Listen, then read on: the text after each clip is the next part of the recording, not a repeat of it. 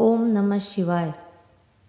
पूर्व काल में चित्रभानु नामक एक शिकारी था। वह शिकार करके अपने परिवार का भरण पोषण करता था। उस शिकारी का साहूकार का कर्ज था, लेकिन वह उसका कर्ज समय पर नहीं चुका पाया।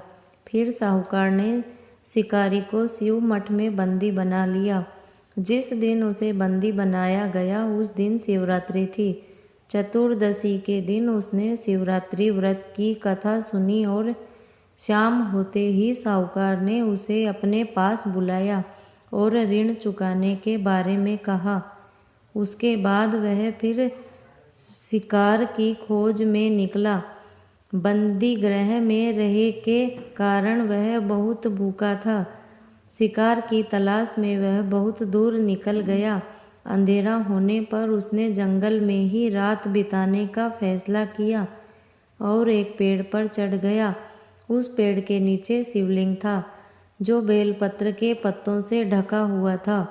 शिव जी को उसके बारे में शिकारी को उसके बारे में जानकारी नहीं थी। पेड़ पर चढ़ते समय उसने जो टहनी तोड़ी वह शिवलिंग पर गिरती हुई। इस तरह से भूखे प्यासे रहकर शिकारी का शिवरात्रि का व्रत हो गया और शिवलिंग पर बेलपत्र भी चढ़ गया। रात के समय एक हिरनी पानी पीने तालाब पर आई। शिकारी जैसे ही उसका शिकार करने जा रहा था, तभी हिरनी बोली, मैं गर्भवती हूँ, शीघ्र ही प्रसव करूँगी। तुम एक साथ 2 जीवों की हत्या करोगे। मैं अपने बच्चे को जन्म देकर तुरंत तुम्हारे पास सामने आ जाऊंगी, तब तुम मुझे मार देना।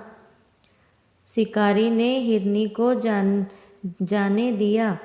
इस दौरान अनजाने में कुछ बेलपत्र शिवलिंग पर गिर गए। इस तरह उसने अनजाने में प्रथम प्रहर की पूजा भी संपन्न कर ली। कुछ देर बाद एक हिरनी उधर से निकली। जैसे ही शिकारी उसे मारने के लिए धनुष बाण चढ़ाया तो हिरनी ने विनम्रता पूर्वक निवेदन किया कि शिकारी, मैं थोड़ी देर पहले ही ऋतु से निर्वित हुई हूँ, कामायतु विरहिणी हूँ, अपने प्रिय की तलाश में हूँ, अपने पति से मिले मैं तुम्हारे पास आ जाऊंगी। शिवजी ने शिकारी ने उसे भी जाने दिया। रात का आखिरी पहर बीत रहा था, तब भी कुछ बेलपत्र शिवलिंग पर जा गिरे। ऐसे में शिकारी ने अनजाने में ही अंतिम प्रहर की पूजा भी कर ली। इस दौरान वहाँ एक हिरनी अपने बच्चों के साथ आई। उसने भी शिकारी से निवेदन किया और शिकारी ने उसे जाने दिया।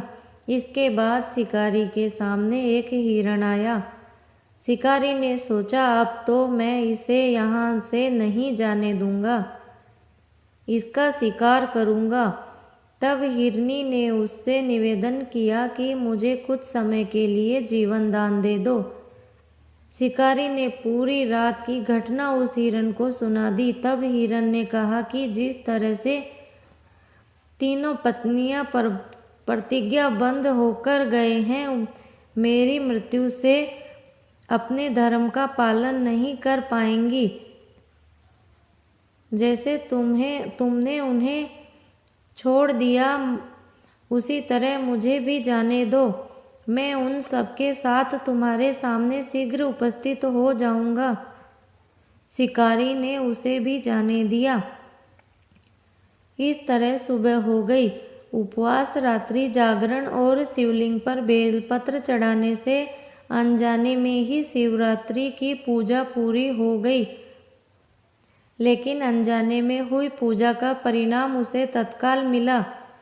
थोड़ी देर के बाद हिरण और उसका परिवार शिकारी के सामने आ गए। उन सभी को देखकर शिकारी को बहुत गिलानी हुई और उसने पूरे परिवार को जीवनदान दे दिया। अनजाने में शिवरात्रि व्रत का पालन करने पर भी